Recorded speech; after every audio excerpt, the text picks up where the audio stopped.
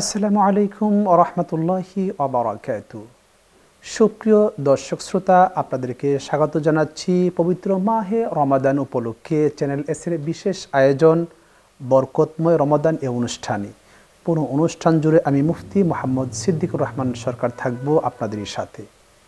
প্রিয় দর্শক, এই অনুষ্ঠানে আমরা রমজান কেন্দ্রিক বিভিন্ন গুরুত্বপূর্ণ বিষয় নিয়ে আলোচনা করে থাকি। আজও আপনাদের সামনে একটি নতুন বিষয় নিয়ে আলোচনা করব, আর সেটি হচ্ছে নেক আমলের মাস মাহে রমজান।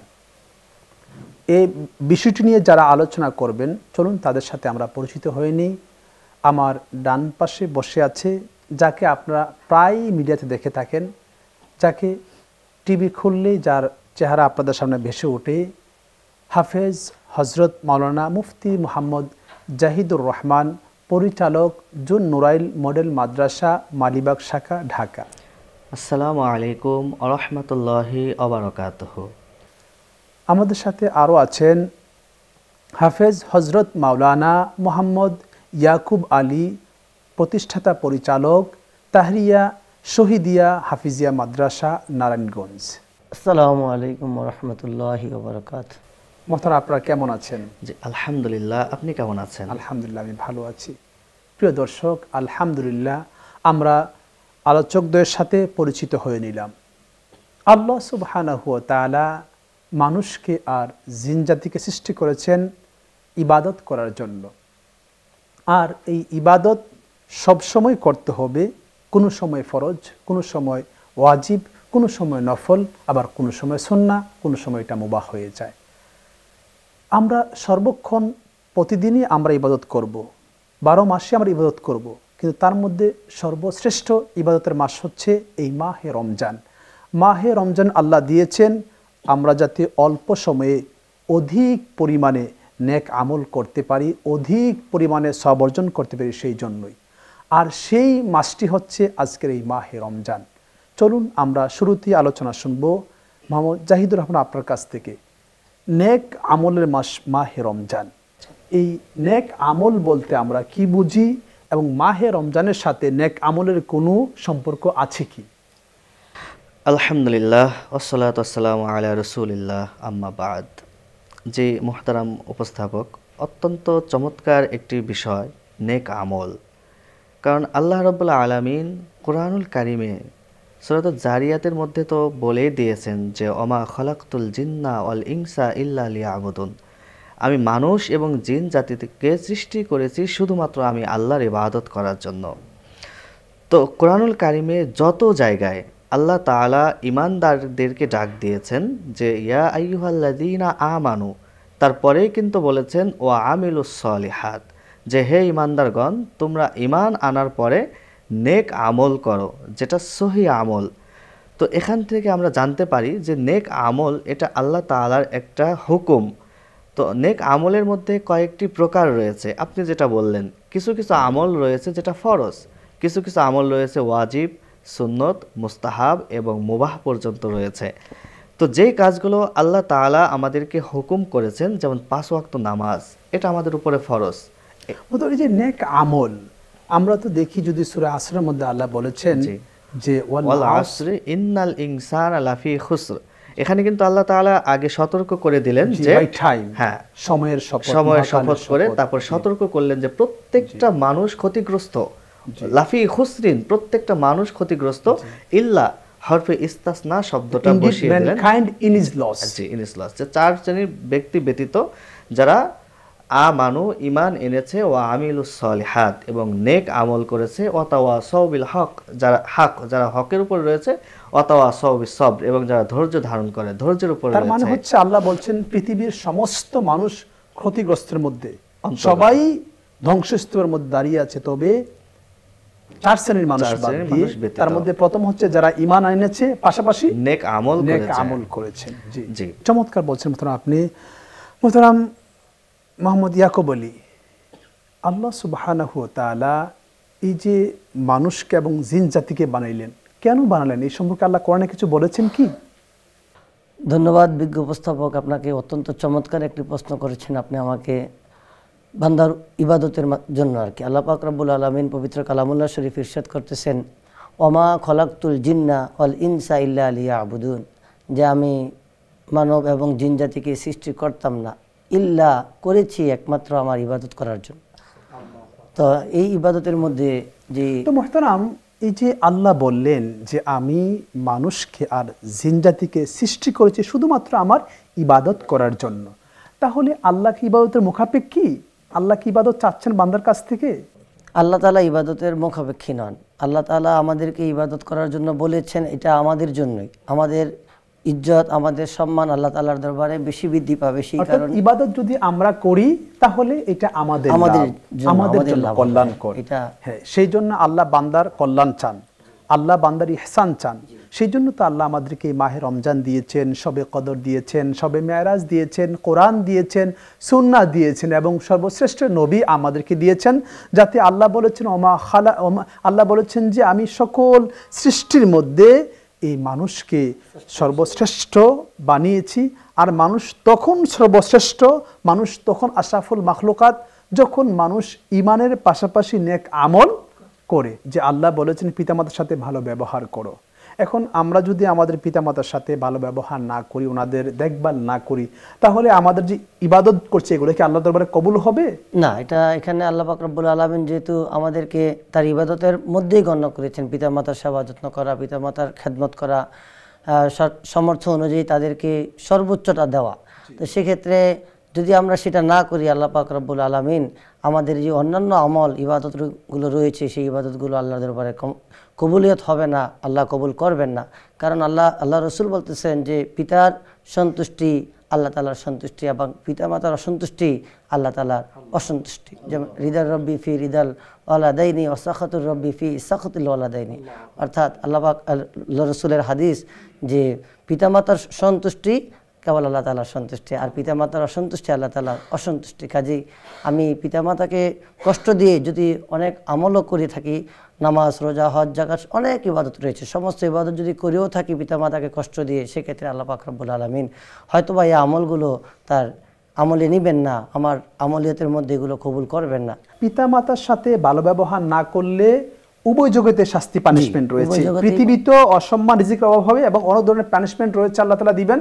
অর্থাৎ সন্তানকে মৃত্যুর আগে পানিশমেন্ট না দিয়ে আল্লাহ তাআলা মৃত্যু দিবেন না, এবং পরকালেও আমরা জাহান্নাম রয়েছে, কঠিন শাস্তি রয়েছে। আল্লাহু আকবার। প্রিয় দর্শক, বুঝতেই পারছেন পিতামাতা, মা, এই শব্দটা দেখেন আমরা যখন হুচুট খাই বা কোথাও পড়ে যাই আমরা কিন্তু বলতে পারতাম আল্লাহ, কিন্তু সেখানে আমরা আল্লাহর জায়গায় অনেক সময় বলে ফেলি ওহ মা কয়ে ফেলি, কারণ মায়ের সাথে আমাদের হৃদয়ের একটা তার বন্ধন আটকানো। দেখুন, চিকিৎসকরা বলেছেন একটা সন্তান যখন পৃথিবীতে আসে, সন্তান জন্মের সময় মার যে পেইনটা হয়, সাধারণত একটা মানুষ, যেই মানুষটা যদি কোনো মানুষের পেইন 45 ইউনিট হয়, তাহলে সেই মানুষটা তো স্ট্রোক করে বেহুশ না হলে মানুষটা মারা যায়।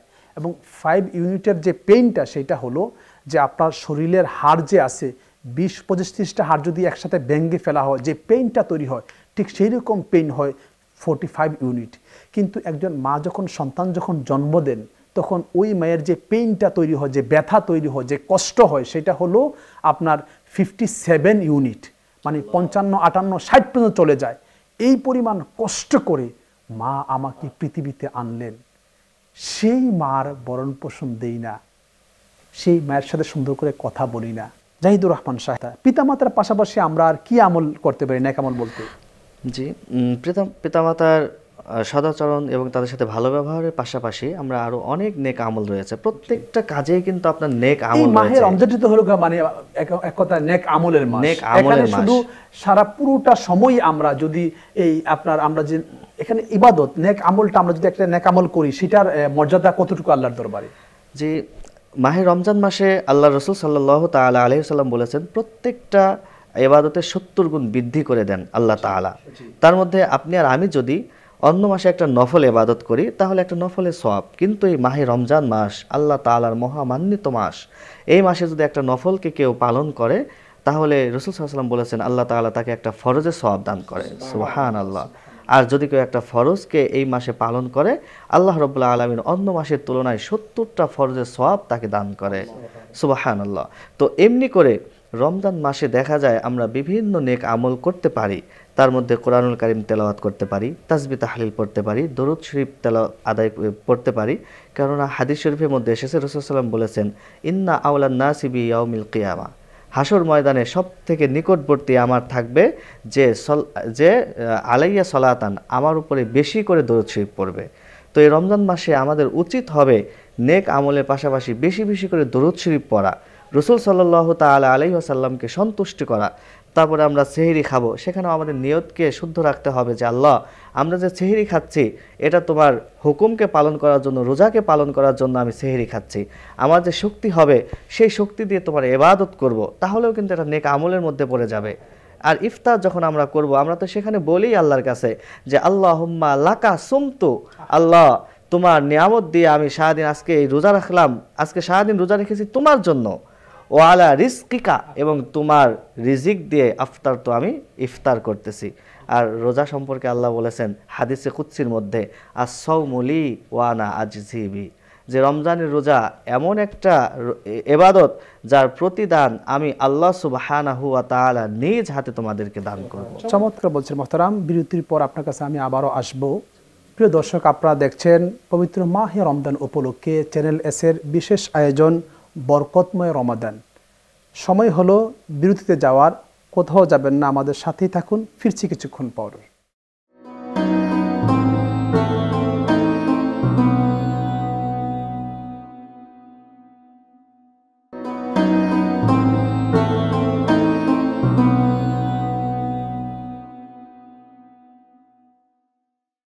আলহামদুলিল্লাহ, সুপ্রিয় দর্শক শ্রোতা, বিরতির পর ফিরে আসলাম মাহে রমজান উপলক্ষে চ্যানেল এসের বিশেষ আয়োজন বরকতময় রমাদান এই অনুষ্ঠানে।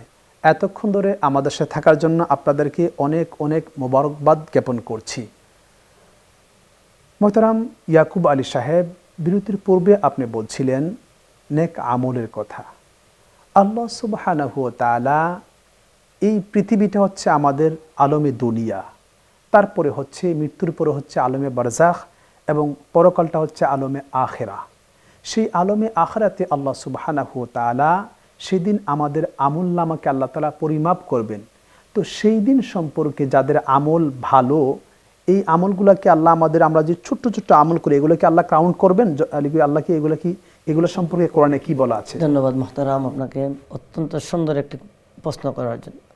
মহান আল্লাহ সুবহানাহু ওয়া তাআলা পবিত্র কালামুল্লাহ শরীফের 30 নম্বর পারায় ইরশাদ করতেছেন, ফামাইয়া আমাল মিসকালা যাররাতিন, সূরা জিলজাল বোধহয়, সূরা জিলজাল, ফামাইয়া আমাল মিসকালা যাররাতিন খায়রান ইয়ারা ওয়া মাইয়া আমাল মিসকালা যাররাতিন শাররান ইয়ারা।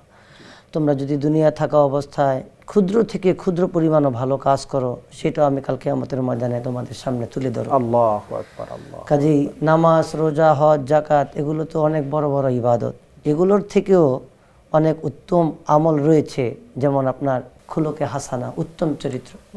তাহলে যারা ছোট ছোট বদ আমল করে, যারা খারাপ কাজ, এগুলো আল্লাহ উত্থাপন করবেন, এগুলো আল্লাহ পাক রব্বুল আলামিন কোরআনের আয়াত উত্থাপন করবে হাসরের ময়দানে। তাহলে আমাদের আমলনামা যখন আল্লাহ পরিমাপ করবেন, তখন যাদের আমলের পাল্লা ভারী হবে তারা যাবে কোথায়?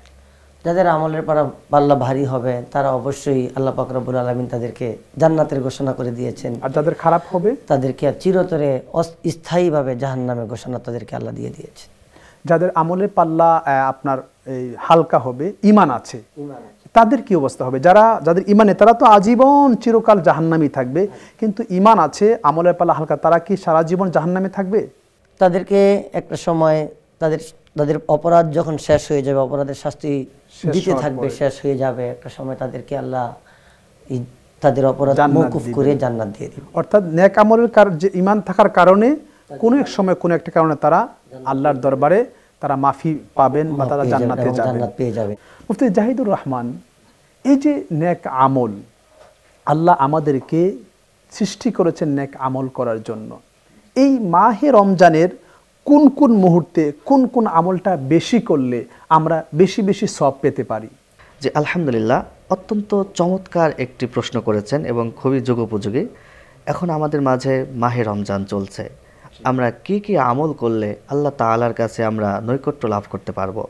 তার মধ্যে ফরজ যে আমলগুলো আছে এগুলো তো আমাদের করতেই হবে, কারণ রমজান মাসটা এসেছে আমাদের কাছে আমলের একটা আচ্ছা, আমরা জোয়ার নিয়ে, আমল যাতে আমরা আমলকারী হই সেই জন্য। যে আমলকারী হই। এবং আপনি একটু পর্যালোচনা করলে, একটু রিসার্চ করলে কিন্তু আমরা দেখতে পাই যে রমজান মাসে প্রত্যেকটা আমল কিন্তু একটা বাইন্ডিংসের মধ্যে।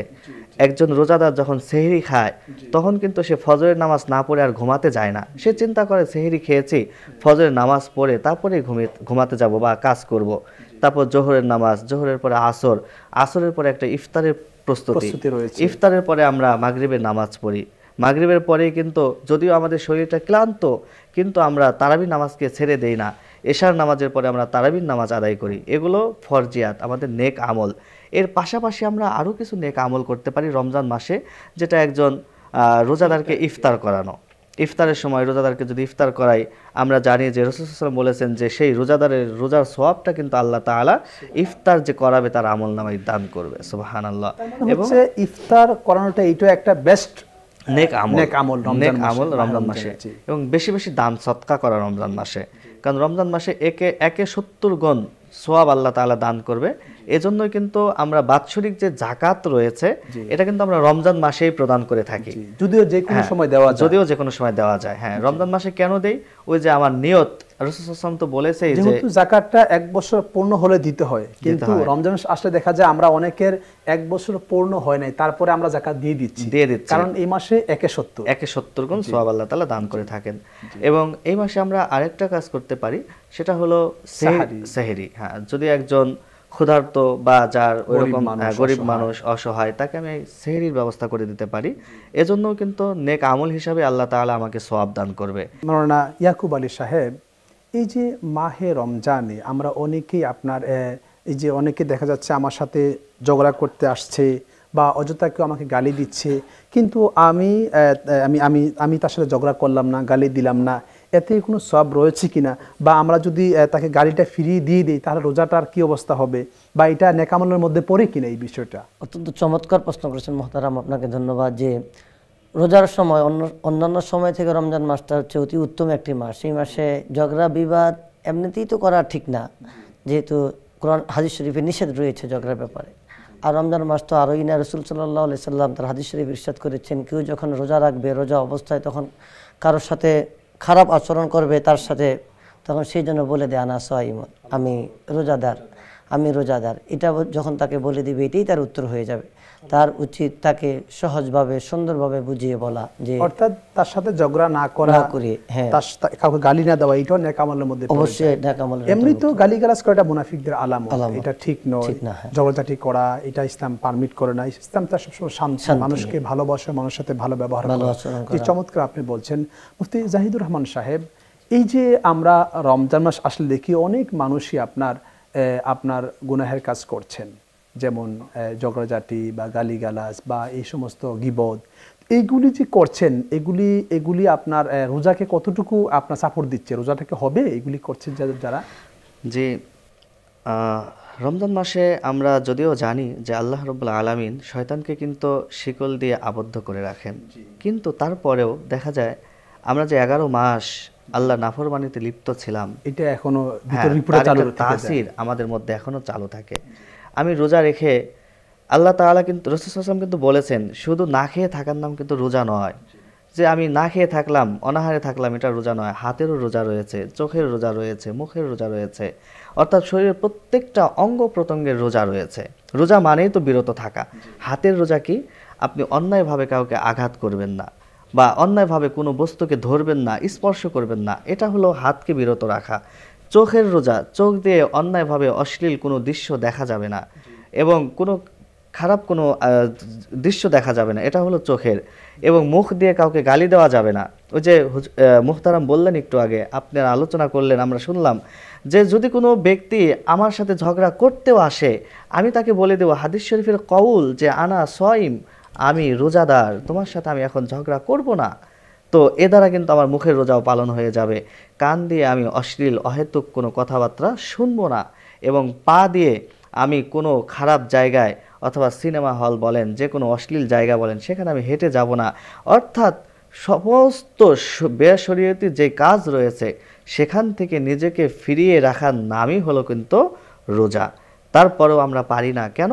কারণ শয়তানের ওয়াসওয়াসা আমাদের মধ্যে তাসির রয়েছে। এই অবস্থায় যদি কেউ অশ্লীল কোনো কাজ করে ফেলে তাহলে রোজাটা মাখরু হয়ে যাবে, তার রোজার হালকা হয়ে যাবে, রোজার মধ্যে। নবীজি বলেছেন যারা রোজা রাখার পরে যারা এই পাপাচার করলো, কুবেরগুলো, তাদের রোজা কোনো কাজে আসলো না। ঠিক তাই, যে শুধুমাত্র আমি পানাহার থেকে বিরত থাকলাম কিন্তু আমার সব পাপাচারগুলো আমার হাত দিয়ে, চোখ দিয়ে, পা দিয়ে আমি করে যাচ্ছি, তাহলে সেই রোজাটা আমার জন্য কোনো কাজে আসবে না। এজন্য চমৎকার বলছেন মোহতারাম, আপনার কাছে আমি আবারও আসবো। মুফতি ইয়াকুব আলী সাহেব, এই যে মাহে রমজানের আমরা যে নেক আমলগুলা করছি, এগুলো শুধু কি আমরা মাহে রমজানেই করব আর রমজানের পরে কি আমরা ছেড়ে দিব? মোহতারাম, ধন্যবাদ আপনাকে। যে আমলগুলো আমরা রমজান মাসে করতেছি, অভ্যস্ত হয়ে গেছি, আমরা চাইবো এই আমলগুলো একেবারে আবার রমজান পর্যন্ত, আগামী রমজান পর্যন্ত এই আমলগুলো যদি আমরা আমাদের জীবনে যেন করতে পারি, সবসময় যেন আমরা মিস যেন আমাদের বাকি 11 মাস চলতে থাকে। এটা তো কেবলমাত্র রমজান মাসের উপলক্ষ করে আমি শুরু করলাম, এটা যেন সর্বশেষ পর্যন্ত এটা যেন থাকে। সেদিকে আপনি চমৎকার বলছেন। আপনাদের অসংখ্য ধন্যবাদ জানাচ্ছি চ্যানেল এস এর পক্ষ থেকে। আপনাকে অসংখ্য ধন্যবাদ এবং চ্যানেল এস কে অসংখ্য ধন্যবাদ এত সুন্দর একটি অনুষ্ঠানের আয়োজন করার জন্য। সুপ্রিয় দর্শক, মাহে রমজান আমলের মাস, নাজাতের মাস, বরকতের মাস। এই মাসটিতে একটি আমল করা মানে বহুগুণে বৃদ্ধি পেয়ে যাওয়া, 70-790 গুণ পর্যন্ত সেটা বেড়ে যায়। সুতরাং আমাদের উচিত হবে আমরা যেন একটি মুহূর্ত, একটি সেকেন্ড যেন আমাদের নষ্ট না হয়ে যায়। যখন পারি হাঁটতে, বসতে তাসবিহ পড়ি, জিকির করি আমরা, অথবা আমরা আল্লাহ আল্লাহ জিকিরটা করতে পারি, আমরা কারোর সাথে দেখা হলে সালাম দিতে পারি, হাসি মুখে কথা বলতে পারি। আল্লাহ যেন আমাদেরকে এই নেক আমলগুলি করার তৌফিক দান করেন। দেখতে দেখতে আপনাদের এই প্রিয় চ্যানেলের মাহে রমজান উপলক্ষে বিশেষ আয়োজন বরকতময় রমজান অনুষ্ঠানের একেবারে শেষ পর্যায়ে আমরা চলে এসেছি। আজ এখানেই রাখতে হচ্ছে। দেখা হবে আগামীকাল একই সময়ে একই অনুষ্ঠানে। সেই পর্যন্ত আপনারা ভালো থাকবেন, সুস্থ থাকবেন, চ্যানেল এস এর সাথেই থাকবেন।